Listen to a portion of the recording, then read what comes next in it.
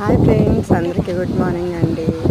చూస్తున్నారు కదా, ఇది నర్సరీ బాపట్లలో ఉందండి.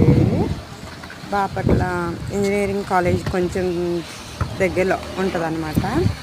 రవి గార్డెన్ అంటారండి దీన్ని.